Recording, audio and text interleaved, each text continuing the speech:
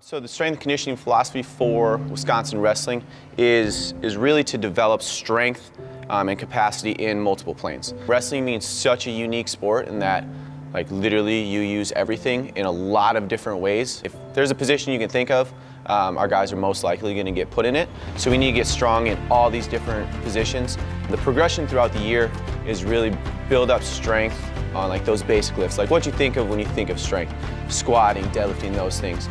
So we'll use those, but then as we get into the season, it changes, and we try to use that strength in multiple planes. So unilateral kettlebell stuff, single arm, single leg kettlebell stuff, in integrated rotation, landmine stuff. So being able to use and apply that force that we built up in multiple planes at once is what's going to be able to get it transferred over to the mat.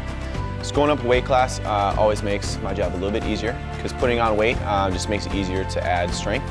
Now with that calorie surplus that they'll have when they're able to go up a weight class, they can handle a little bit more training volume. So that's something where, depending on the person, we can add in some hypertrophy work or some extra strength work in addition to what we're doing.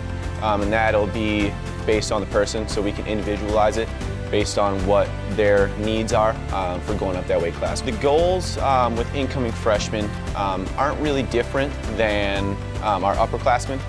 It's just where they start in the progression, right? So there's a progression for all of our exercises, all these training qualities that we want to address throughout the year, and those qualities will change depending on where we're at in the year. So they'll come in and start right where the upperclassmen are. It's just their exercises will be regressed, or their training load, their volume will be regressed a little bit until they get the proper adaptations to be able to hop in with the upperclassmen and work up to those progressions.